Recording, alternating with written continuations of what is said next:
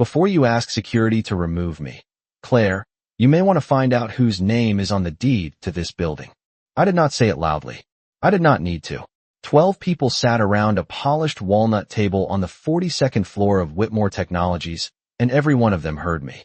Beyond the glass walls, Manhattan looked cold and distant beneath a gray November sky. Inside, the air had changed.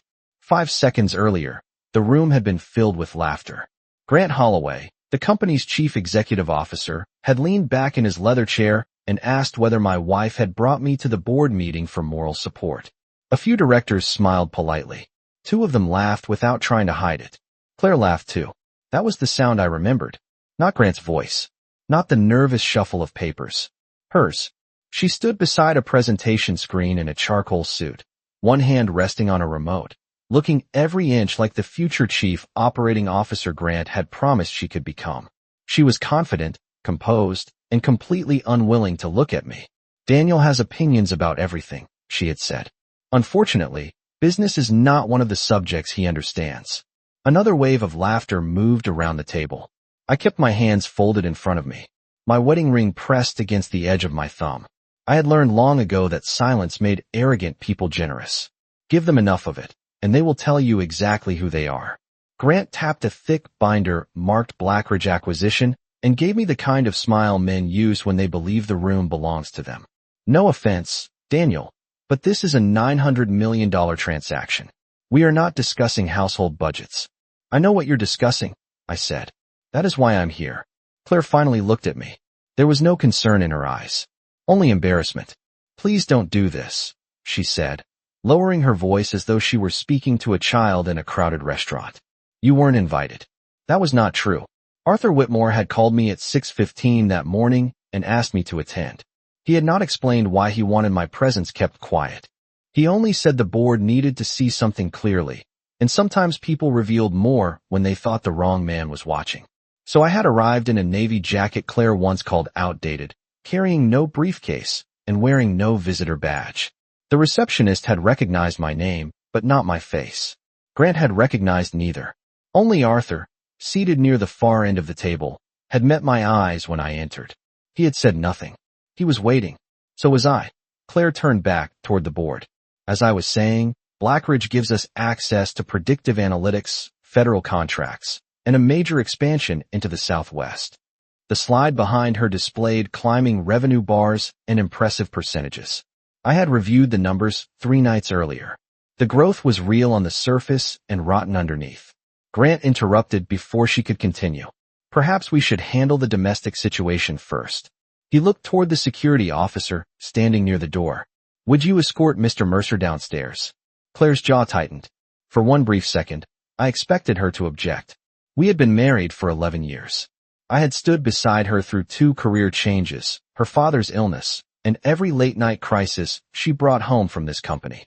I had never asked her to defend my pride. I only expected her not to help destroy it. She placed the remote on the table. Daniel is my husband, she said. Then she paused. He is not a shareholder, an executive, or an advisor. He has no place in this room.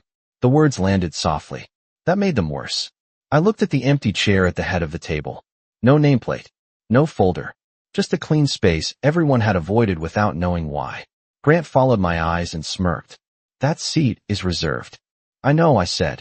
The security officer stepped closer, uncertain now. Arthur remained still, his silver hair bright beneath the recessed lights, one hand resting on an old leather portfolio. Claire crossed her arms. Daniel, go home. We will discuss this later. No, I said. My voice stayed calm, but something inside me had settled into place. We won't. Her expression shifted. Not fear. Not yet. More like irritation that I had stopped following the version of me she understood. Grant stood and buttoned his jacket. This meeting is confidential. Remove him. That was when I told Claire to ask whose name was on the deed. The room went silent enough for me to hear the heating system behind the walls. Grant's smile faded, then returned thinner than before. What exactly are you implying? I did not answer him. I looked at Arthur. The founder slowly opened the leather portfolio and removed a document bearing a blue corporate seal. Then he looked directly at Claire. Before anyone removes Daniel, he said, there are several facts this board needs to understand. Claire glanced from Arthur to me. For the first time that morning, she looked uncertain. Arthur placed the document on the table. You told this room your husband had no place here, he said. The truth is, Claire, none of us would be sitting here without him. Claire stared at Arthur as if he had switched languages in the middle of the sentence. Grant gave a short laugh, but no one joined him. Arthur, I think there has been a misunderstanding, he said. Daniel is Claire's husband. He has no official role here. Arthur rested both hands on the leather portfolio. That is one of the facts you have misunderstood. I watched Claire search my face for an explanation. 11 years of marriage, and she suddenly looked at me like I was a stranger standing in her husband's clothes. I could have ended the confusion with one sentence. I could have told her why Arthur had invited me, why the empty chair had been left untouched, and why the security officer had stopped moving. Instead, I stayed silent. The truth had waited 12 years. It could wait a few more minutes. Arthur turned toward the board. Before I explain Daniel's connection to this company, I want everyone in this room to understand why he is here today. He lifted the Blackridge binder and placed it beside his portfolio. This acquisition contains irregularities that were brought to my attention 3 weeks ago. Grant's expression hardened. Our legal team reviewed every page. Your legal team reviewed what they were given, Arthur replied. Claire looked at me again. You knew about this? She asked. Her voice was quieter now. I knew enough to ask questions, I said. Questions you told me I was not qualified to ask. Her cheeks colored, but she looked away before I could read whether it was shame or anger. Arthur asked the board to remain seated, then requested 15 minutes to organize the documents. Grant objected. Olivia Bennett, the independent director seated across from him, said the board would wait. That was the first shift in the room. Small, almost invisible, but real. Grant was no longer controlling the pace. While Arthur sorted the papers, I stood beside the window and watched traffic move far below us. Yellow cabs slid between dark buildings, tiny and orderly from 42 floors up. Claire remained near the presentation screen. We were less than 20 feet apart, but the distance felt larger than the city outside. 3 weeks earlier, she had found me in the kitchen at our home in Westchester County, reading a financial report on my laptop. It was a little after 10 at night. Rain tapped against the windows, and the only light came from the fixture above the island. Claire had returned from dinner with Grant and 2 members of the acquisition team. She set her purse on the counter and glanced at my screen. More market research? She asked. Something like that. She opened the refrigerator, studied the shelves, then closed it without taking anything. You spend a lot of time studying companies you do not work for. I shut the laptop. Sometimes the outside view is useful. She smiled, but it was not kind. That is what people say when they want to feel involved. The remark was quiet enough to pretend it had not been meant to hurt. That had become Claire's specialty. Nothing dramatic. Nothing another person could point to and call cruel. Just small cuts hidden inside ordinary conversation. I made coffee every morning. I handled the contractor when the basement flooded. I cooked dinner when her meetings ran late and remembered which wine her mother preferred at Thanksgiving. To Claire's colleagues, I was a former technology consultant who had stepped away from the industry and never found his way back. She never corrected them. Over time, she started repeating their version of me. At company dinners, I heard phrases like, Daniel is enjoying early retirement, even though I had never retired. Once, Grant asked whether I spent my days playing golf. Claire answered before I could. He mostly keeps himself busy around the house. Everyone laughed. I did too, because explaining the truth would have required breaking promises that had protected Whitmore Technologies for more than a decade. Every morning, before Claire woke, I reviewed reports sent through Mercer Strategic Holdings. Cash flow, litigation exposure, patent renewals, executive compensation. I knew which divisions were profitable, which factories were falling behind, and which contracts were one bad quarter away from becoming liabilities. The files never used my full name. They were marked M68, a reference Claire once noticed but never questioned. She had also seen Arthur's private number on my phone. I told her we discussed old investments. That was true, just incomplete. The morning Arthur called about Blackridge, I was standing on our back porch with a cup of coffee, watching frost cover the lawn. The numbers do not reconcile, he said. Revenue is being moved through subsidiaries, and Grant wants the vote before anyone can trace it. Does Claire know? I asked. Arthur was silent for several seconds. She prepared the presentation. That answer stayed with me. I wanted to believe my wife had missed the warning signs. I did not want to believe she had seen them and decided her promotion mattered more. Arthur asked me to attend the meeting without announcing who I was. Let them speak freely, he said. People become honest when they think power is absent. Back in the boardroom, Arthur finished arranging the documents. He placed one folder in front of Olivia, one in front of the corporate secretary, and the final one beside the empty chair. Then he looked at me. Daniel, he said, I believe it is time you took your seat. Claire followed me with her eyes as I crossed the room. Grant did not smile when I sat at the head of the table. I had imagined that chair feeling different. For 12 years, I had seen it in photographs, annual reports, and private video meetings, always positioned beneath the Whitmore name as if it belonged to the company itself. Sitting there did not make me feel powerful. It made me remember the night I nearly lost everything to keep the company alive. Arthur turned toward the board and placed one hand on the folder in front of him. 12 years ago, Whitmore Technologies had enough cash to survive 6 weeks, he said. No one moved. Even Grant stayed quiet. Arthur continued. A major federal contract had collapsed after a supplier failed to meet security standards. 2 lenders froze the company's credit lines. Payroll was due on Friday, and more than 3,000 employees had no idea their jobs were about to disappear. At that time, I was 32 years old and running Mercer systems from a rented office in Stanford. We built industrial software for manufacturers that needed to modernize equipment without replacing entire production lines. The company was small, but it was profitable. Arthur came to see me on a Monday morning carrying 2 cardboard boxes and a legal pad filled with numbers. He did not ask me to buy Whitmore. He asked me to help him save it. I can give you the software division, he told me. I can give you patents, facilities, and voting control. I cannot give you certainty. I respected that. Desperate men usually sold certainty because it was the only thing they did not have. Arthur offered me the truth instead. I spent 72 hours reviewing contracts, debt schedules, and customer obligations. By Thursday night, I understood the risk. Whitmore did not need a temporary loan. It needed a complete restructuring. I transferred Mercer Systems into a new holding company, pledged nearly everything I owned, and negotiated with the lenders until sunrise. In exchange, Mercer Strategic Holdings received 68% of the voting rights, ownership of the headquarters property, and control of the patents supporting Whitmore's core systems. Arthur remained the public founder and chairman because the employees trusted him.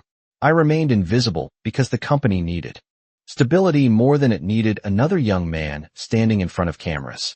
The arrangement worked. Payroll cleared. The lenders reopened the credit lines. Within 18 months, Whitmore returned to profitability. Within 4 years, the company expanded into 3 new states. No one outside a small group of attorneys, accountants, and directors knew how close it had come to disappearing. Claire met me 2 years after the restructuring. At the time, she worked for a consulting firm in Boston and believed I managed long-term technology investments. That description was accurate, although it left out several important zeros. I did not hide the truth because I was ashamed of success. I hid it because success had changed the way people looked at me before.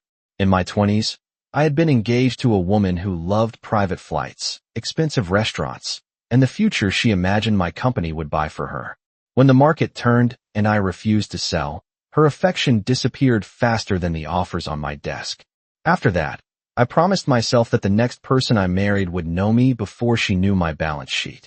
Claire knew the man who cooked on Sundays, drove an 8-year-old pickup truck, and preferred hardware stores to country clubs. She knew I woke before sunrise and kept old notebooks filled with diagrams. She knew I sometimes disappeared into my office for hours. What she did not know was that those hours shaped decisions affecting thousands of employees, including her. At first, keeping the secret felt careful. Then it became convenient. Each year, I told myself I would explain after the next merger, after the next audit, after Claire earned her promotion without anyone claiming I had arranged it. The right moment kept moving. My silence became a room I built one locked door at a time. Claire was responsible for the contempt she showed me, but I was responsible for allowing a false story to grow inside our marriage. I had tested her without telling her there was a test. That was not honesty. It was fear wearing patience as a disguise. Arthur finished explaining the ownership structure, and the board secretary slid copies of the original agreement. Around the table, Claire stared at the first page. Her eyes stopped on my signature. You signed this 12 years ago, she said. Yes. Before we met. Yes. Her voice thinned. You let me believe you had nothing to do with this company. I looked at the Blackridge presentation beside her hand. I let you believe I had stepped away from business. I never asked you to believe I was worthless. The words settled between us. Arthur opened another folder, darker and much thinner than the first. Daniel's decision to remain private is not the issue before this board, he said. The issue is why someone tried to use that privacy to move $900 million without the controlling owner's approval. Grant shifted in his chair. Olivia reached for the folder. Claire did not. She was still looking at my signature as if it had rewritten every conversation we had ever had. Olivia opened the folder and studied the first page without speaking. Her eyes moved slowly across the columns, then returned to the top as though she hoped the numbers would become less troubling the second time. Blackridge reported $184 million in annual revenue, she said. This document shows only $97 million in verified customer payments. Grant leaned forward. The remaining revenue comes through long-term service agreements. That is standard accounting for a growth company. Not when the customers can cancel without penalty, I said. Grant looked toward me, and the irritation on his face gave way to something more careful. He no longer saw Claire's unemployed husband. He saw the person who could stop the transaction with a signature. Those contracts were reviewed by outside counsel, he replied. Then outside counsel reviewed the summaries you provided, I said. They did not review the cancellation clauses. Arthur passed another document to Olivia. Blackridge had presented itself as a fast-growing analytics firm with government clients, advanced technology, and a strong expansion plan across Texas, Arizona, and New Mexico. The board had been told the company was worth nearly $1 billion. The truth was less impressive. Almost half its claimed revenue came from letters of intent rather than active contracts. Several customers had not paid an invoice in more than 6 months. One federal agency, named in the presentation, had never approved Blackridge as a direct vendor. The company was not worthless, but it was nowhere close to the price Grant wanted Whitmore to pay. I had noticed the first inconsistency 3 weeks earlier while reviewing a routine capital request. Blackridge claimed it operated 6 data centers. Property records showed it leased space in only 2. The remaining addresses belonged to shared offices, including one suite above a dental practice outside Phoenix. That detail bothered me. Large deceptions often begin with small facts that do not fit. I asked Nathan Cole, my attorney, to review public filings and vendor relationships. Within 48 hours, he found a consulting company named Northstar Advisory Group. Blackridge had paid Northstar more than $12 million over 2 years for strategic development. Whitmore's proposed acquisition agreement required us to keep that contract active for 5 additional years. Who owns Northstar? Olivia asked. Grant reached for his water glass, but did not drink. A private investment group, he said. That answer is incomplete, Arthur replied. I slid a corporate registration document across the table. Northstar's listed manager was a man named Peter Holloway, Grant's brother-in-law. The room became very still. One director removed his glasses and placed them carefully beside his notebook. Another turned toward Grant with an expression that no longer carried politeness. Grant shook his head. Peter manages dozens of investments. I have no financial interest in Northstar. That may be true, I said, but you did not disclose the relationship because it was irrelevant. It became relevant when you recommended paying $900 million for a company that sends millions to your family. Claire finally reached for the dark folder. Her hands remained steady, but the confidence in her face had begun to fracture. She turned pages faster as she read. These projections were not in the financial packet I received, she said. The adjusted customer retention figures were not there either. Grant looked at her sharply. You received everything required for your presentation. You told me the missing schedules were still being verified. They were. By Northstar. The question came out softer than the others, but it changed the room more than any accusation could have. Grant did not answer immediately. Claire looked at me, and for the first time since the meeting began, I saw something other than anger or embarrassment. I saw calculation. She was measuring every late-night call, every revised slide, and every assurance Grant had given her. I knew that expression. It was the face she wore when she realized a client had hidden something important. The difference was that this time, she had helped present the hidden story as fact. "When did you learn about Northstar?" she asked me. 9 days ago. "Why did you not tell me?" I tried to ask whether you had reviewed the appendix. Her eyes lowered toward the binder. 3 nights earlier, I had stood in our kitchen and asked that exact question. Claire had closed the file and told me the appendix contained technical material I would not understand. I had wanted to warn her. I had also wanted to know whether she would listen without first being told who I was. She had not. That failure belonged to both of us. But only one of us had signed the recommendation now sitting before the board. Olivia turned to the corporate secretary. "Was the ownership relationship disclosed to the audit committee?" "No," he said. "Was the retention agreement with Northstar included in the board summary?" "No." Grant pushed his chair back slightly. "We are allowing incomplete research to derail a strategic acquisition. Blackridge has other buyers. If we delay, we lose the opportunity. Then let another buyer make the mistake," I said. His eyes narrowed. "You think ownership makes you an expert in every decision?" "No. Ownership makes me responsible for what happens when experts stop asking questions." Arthur removed the final document from his portfolio. It was not another financial report. It was a copy of Whitmore's proposed acquisition agreement with several sections marked in red. "The inflated price is only the first problem," he said. "The structure of the transaction is worse." Claire looked down at the agreement she had supported. Grant went pale before Arthur explained why. Arthur turned the agreement toward Olivia and tapped the first marked section. "The purchase price is not being paid entirely in cash," he said. "Whitmore would issue a new class of preferred shares to Blackridge investors." Grant folded his hands on the table. "That is common in acquisitions of this size." "Common does not mean harmless," I said. Olivia read the clause twice. "These shares carry enhanced voting rights." "Temporary voting rights," Grant replied. "Only during the integration period." Arthur moved his finger to the next section. "The integration period has no fixed ending date." No one spoke. "The preferred shares would represent less than 20% of Whitmore's total equity, a number small enough to appear safe in a board summary.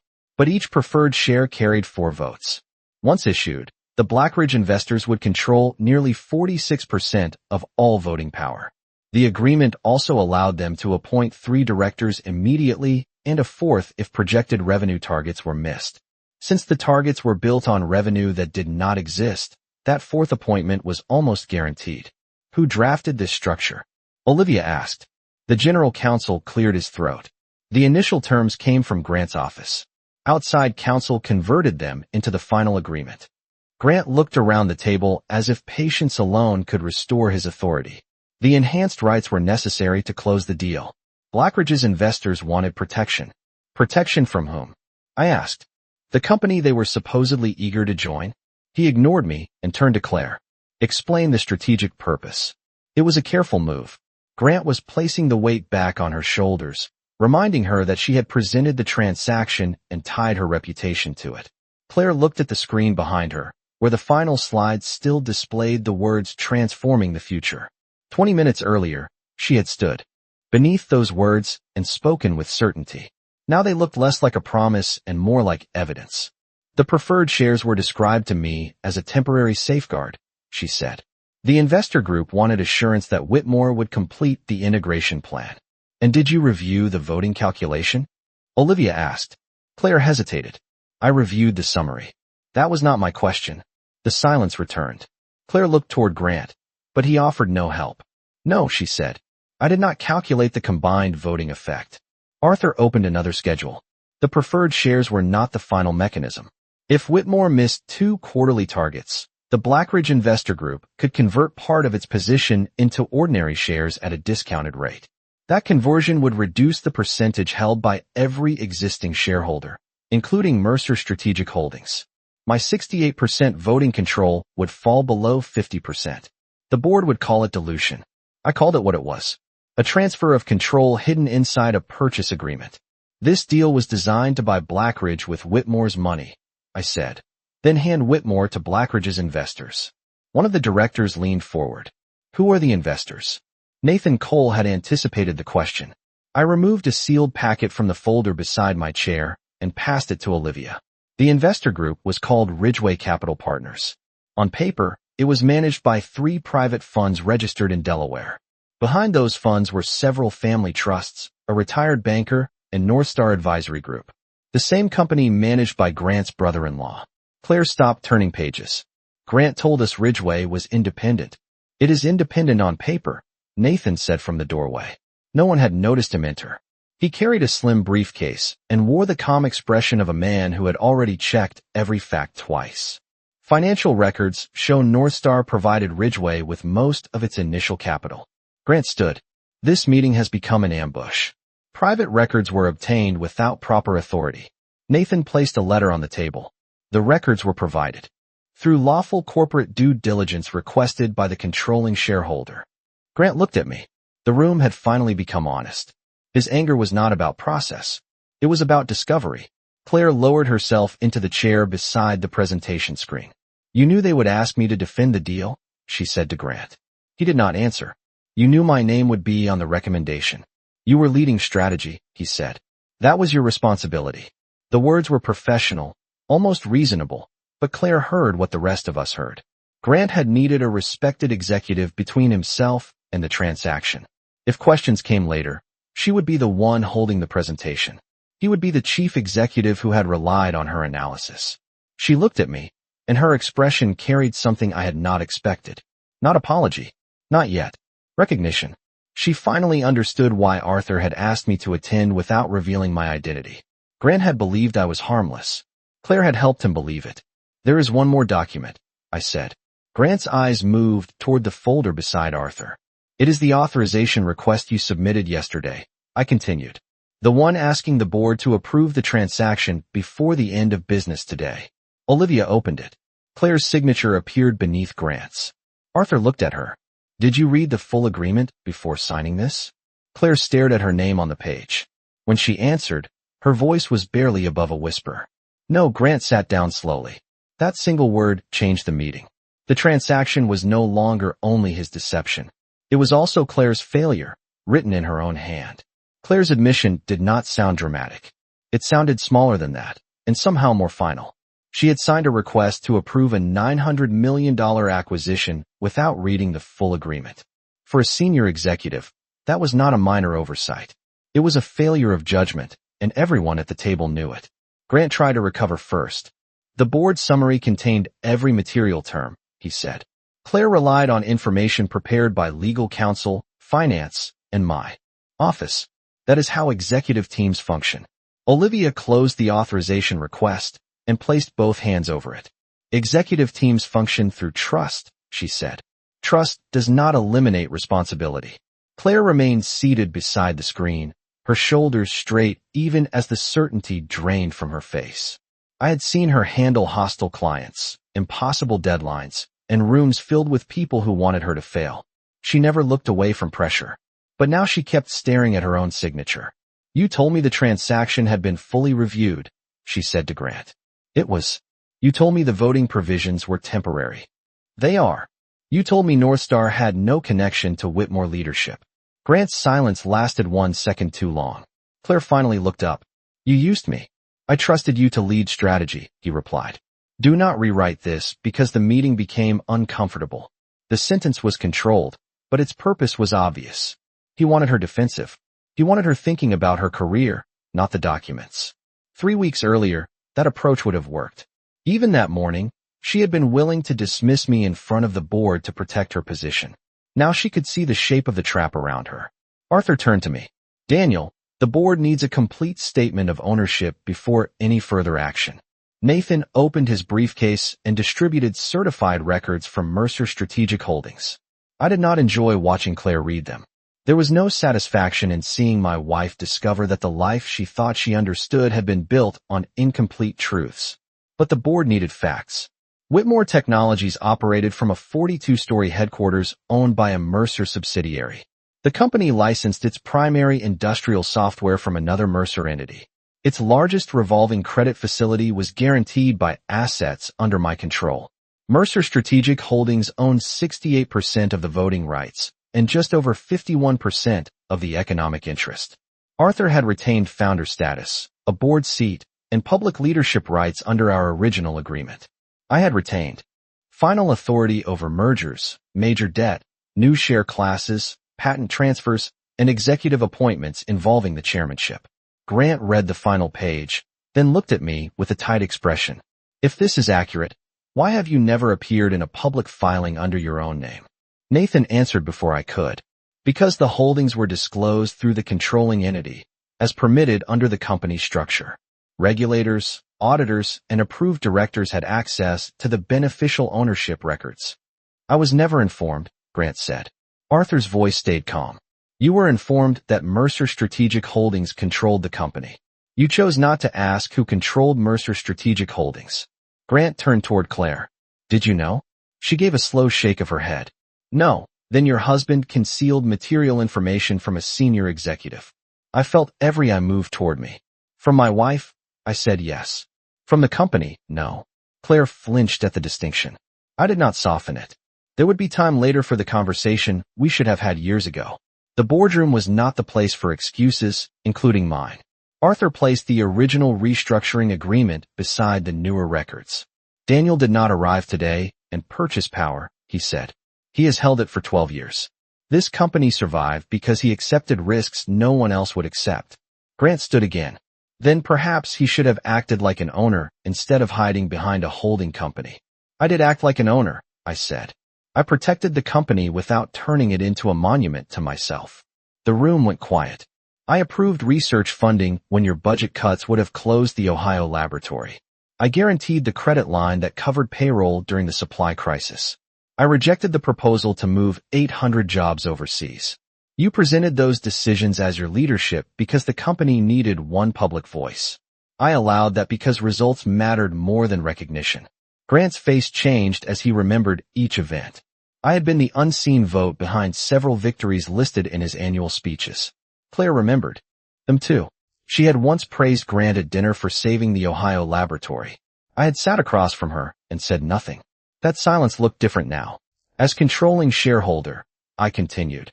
I am exercising my contractual veto over the Blackridge acquisition.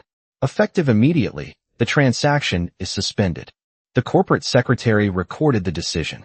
Grant opened his mouth, but I raised one hand. I am also requesting an independent audit of every payment, referral agreement, consulting contract, and communication connected to Blackridge, North Star, and Ridgeway Capital Partners. Olivia nodded. I support the motion. 3 directors followed. Then Arthur. The vote passed without opposition from anyone except Grant. Claire did not vote. She was still studying the records when I made the final request. Until the audit is complete, Grant Holloway is suspended from executive authority. Grant looked around the table for support and found none. Then I turned toward Claire. Her eyes met mine, and she already knew what came next. Claire Mercer will also surrender access to acquisition files and company systems pending an independent review of her role. Her face went still. I had not protected her. I had not punished her either. I had treated her exactly as I would have treated any executive whose signature appeared on that page. That was the moment the board understood I had not come to reclaim a chair. I had come to protect everything the chair was supposed to serve. Grant did not leave the room immediately. He sat with both hands resting on the table, staring at the suspension notice as though refusing to move could make it disappear. Then he turned toward Claire. You know what this is, he said. Your husband is using corporate procedure to settle a personal grievance. Claire looked at me, but I gave her nothing to hide behind. Daniel did not write my name on that authorization, she said. I did. Grant's expression tightened. He gathered his papers, although the corporate secretary reminded him that every acquisition document belonged to Whitmore and had to remain in the room. Grant released the binder slowly. It was the first time I had seen him surrender anything without pretending it was his choice. Security escorted him to his office so he could collect personal belongings under supervision. Claire surrendered her laptop, access card, and company phone. She placed each item on the table with careful movements. When she removed her identification badge, the small click of the plastic clip sounded louder than it should have. We left the building separately. I drove home through steady evening traffic, the Hudson River dark beneath a low sky. Claire arrived almost an hour later. She found me at the kitchen island, reviewing the formal audit order with Nathan on speakerphone. She stood in the doorway until the call ended. How long have you been preparing for this? She asked. The audit, 9 days. The ownership structure, 12 years. That is not what I meant. I closed the laptop. I know. She walked to the opposite side of the island, but did not sit. The room where she had once dismissed my questions now felt like neutral territory neither of us owned. Did you know I would be suspended? I knew it was possible. And you said nothing.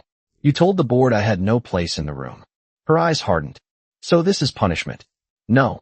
Punishment would be deciding your guilt before the facts are reviewed. I refuse to do that for Grant, and I refuse to do it for you. She looked away. You could have protected me. That is exactly what Grant expected. The sentence stopped her. He had counted on her ambition, her trust, and her belief that powerful people protected the people useful to them. If I shielded her because she was my wife, I would confirm the same corrupt logic I was trying to remove. The independent audit began the next morning. Olivia led a special committee supported by an outside accounting firm from Chicago and a separate legal team with no previous relationship to Whitmore. They reviewed 5 years of contracts, expense reports, private messages, and board materials. Every employee involved in Blackridge received preservation instructions. Nothing could be deleted. Nothing could be altered. Within 3 days, the first pattern appeared. North Star Advisory Group had received payments not only from Blackridge, but also from 2 vendors already working with Whitmore. Those vendors had won expanded contracts after Grant personally recommended them.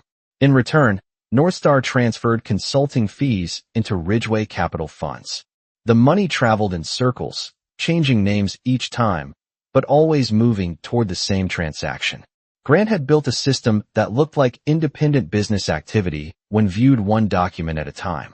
The deception became visible only when every document was placed on the same table. On the 5th day, auditors recovered an email Grant had sent to Peter Holloway from a private account. He instructed Peter to delay filing an ownership amendment until after the board vote. Another message described Claire as the cleanest voice in the room and said her reputation would prevent directors from questioning the presentation too closely. I read that line twice. It told me exactly how Grant had seen my wife. Not as a partner, not even as a future executive, as a polished cover placed over a damaged structure. Claire received the same evidence during her interview. She returned home that night looking older than she had a week earlier. She placed her keys on the counter and said, "He chose me because people trusted me." Yes, and I made myself easy to choose. I did not answer. Some truths do not need help entering the room. The auditors found no payment from Grant or North Star to Claire. There was no secret account, no ownership interest, and no personal agreement beyond the promotion he had promised after the acquisition. She had not joined his scheme for money. She had joined it through carelessness, pride, and the belief that proximity to authority was the same as authority itself. That distinction mattered legally. It did not erase what she had done. On the 8th morning, Olivia called an emergency meeting. Grant attended with 2 attorneys. Claire attended with separate counsel. I returned to the same chair at the head of the table, but the room no longer felt uncertain about why I was there. Olivia presented the preliminary findings without drama. Undisclosed conflicts, misleading financial statements, improper vendor relationships, an attempted transfer of voting control. Grant denied personal benefit until Nathan placed a final banking record on the screen. 3 days before the acquisition proposal reached the board, Ridgeway Capital had approved a $22 million management payment scheduled to become available after the deal closed. The recipient was a newly created trust. Its sole beneficiary was Grant Holloway. He stared at the screen, and for the first time since I had known him, he had no explanation ready. Then Claire opened the folder in front of her and removed a printed email none of us had seen. "There is more," she said. "Grant sent this to me last night." Claire placed the printed email in front of Olivia. The message had been sent from Grant's private account at 11:43 the previous night. It contained no greeting, no apology, and no attempt to explain the evidence. Grant had written that Claire still had a chance to save her career if she supported one final version of events. She was supposed to tell the board that I had manipulated the audit to remove him, that Arthur had concealed the ownership structure, and that the Blackridge agreement had been altered after she signed the authorization.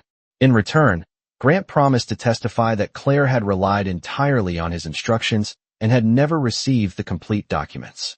At the bottom of the page, he had added one sentence. If Daniel is willing to deceive his own wife for 11 years, the board will believe he deceived them too. The room remained silent while Olivia read the email aloud. Grant's attorney leaned toward him and whispered something. Grant did not respond. His attention stayed on Claire. That message was part of a privileged discussion, he said. No, Claire replied. It was an attempt to make me lie. Her voice was steady again, but it had changed. The confidence she once borrowed from Grant was gone. What remained belonged to her. You wanted me to place my name on another false statement because my name still carried more credibility than yours. Grant pushed the email away.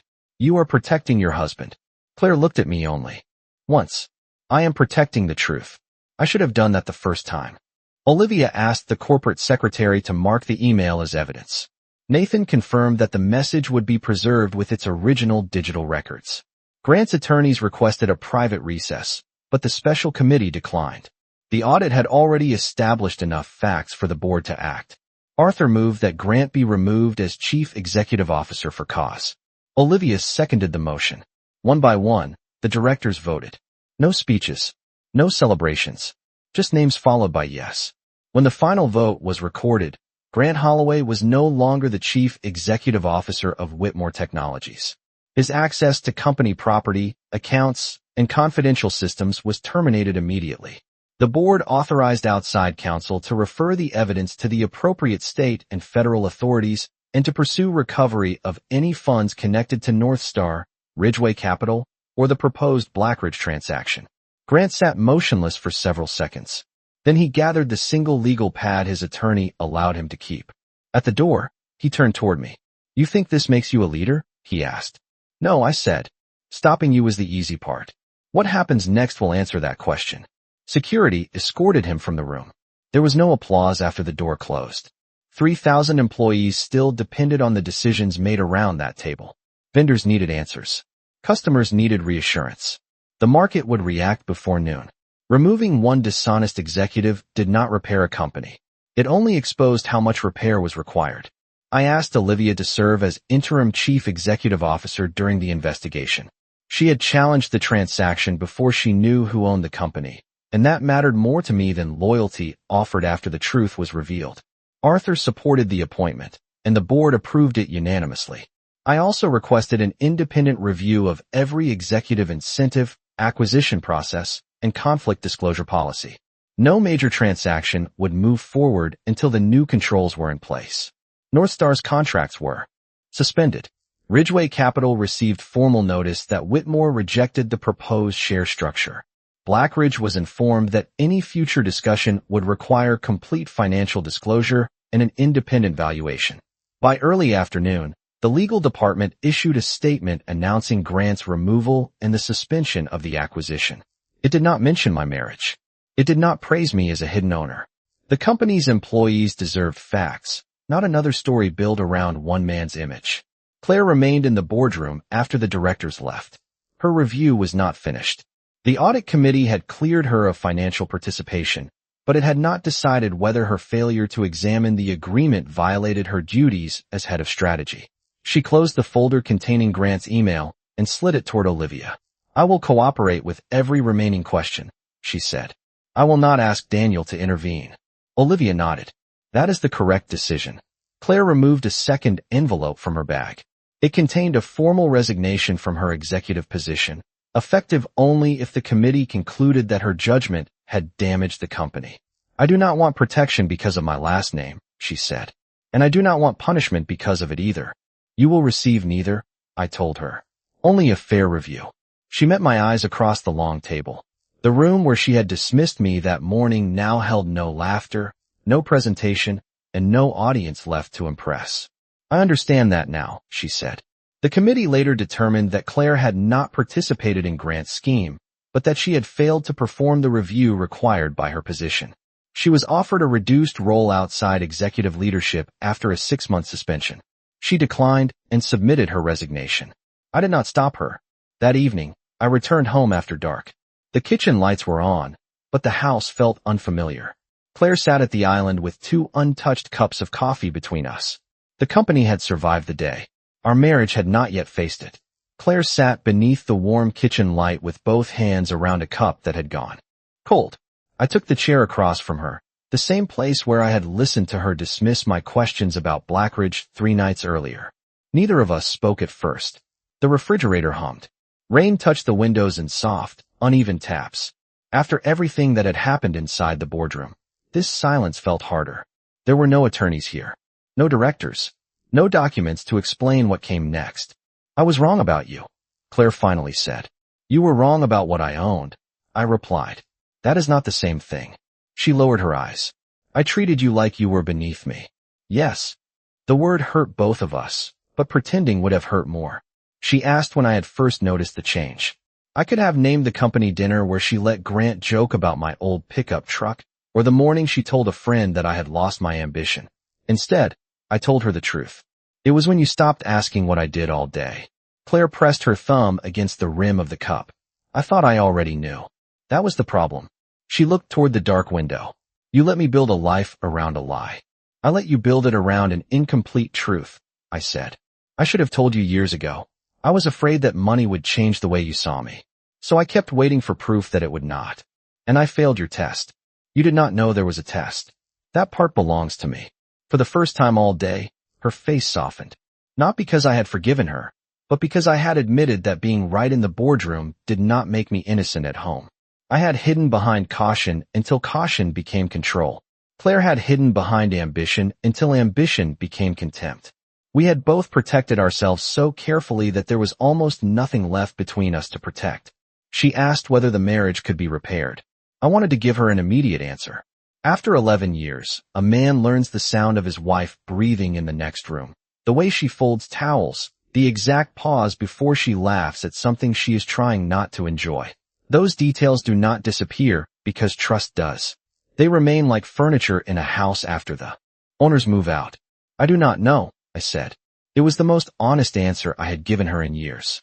We spent the next 3 months in counseling and separate bedrooms. Claire moved into an apartment in White Plains after Christmas. There was no dramatic departure. She packed books, clothes, family photographs, and the blue ceramic bowl her mother had given us at our wedding. I helped carry the boxes to her car. By spring, we both understood that regret could make people kinder, but it could not always make them whole again. We filed for divorce without a public dispute. Claire did not ask for Whitmore shares or control of any Mercer entity. I did not use my resources to make the process harder. We divided the life we had actually shared and left the hidden empire outside the argument. The divorce became final on a clear morning in June. Outside the courthouse, Claire stood beside me for a moment before walking away. I am sorry I only saw your value after the room changed, she said. The room did not change you, I told her. It revealed what you had decided mattered. She nodded because there was nothing left to defend. A year after the Blackridge meeting, Whitmore Technologies was steadier than it had been in a decade. Olivia became permanent chief executive officer after leading the company through the audit and restructuring. She closed questionable vendor contracts, expanded internal review teams, and created protections for employees who raised concerns. The Ohio laboratory received new funding. Hundreds of jobs Grant had planned to eliminate remained in place. Blackridge was later sold to another buyer for less than half the price Whitmore had been asked to pay. Grant's legal case continued without help or interference from me. I learned that justice moves better when personal satisfaction does not try to steer it. Arthur retired from the board that fall. At his final meeting, he placed the old leather portfolio in front of me and said the company no longer needed a hidden owner. I accepted the chairmanship but refused the chief executive position. Ownership and leadership were not the same job, and I had finally learned not to confuse control with wisdom. The empty chair at the head of the table received a small brass nameplate bearing my name. I looked at it for several seconds, then asked the secretary to move it to the side. I wanted the head of the table left open for whoever carried responsibility in that meeting. A name should never become more important than the work beneath it. Claire and I spoke occasionally after the divorce. She joined a smaller consulting firm and began rebuilding her career away from Whitmore. Our conversations were respectful, careful, and free from the performances that had once filled our home. I did not hate her. She did not ask me to forget. Some endings do not need villains. They need people willing to look directly at what they became. I had hidden what I owned because I feared being loved for it. Claire revealed what she believed I was worth when she thought I owned nothing. In the end, the company survived because the truth arrived before the signatures became permanent. The marriage ended because our truth arrived too late.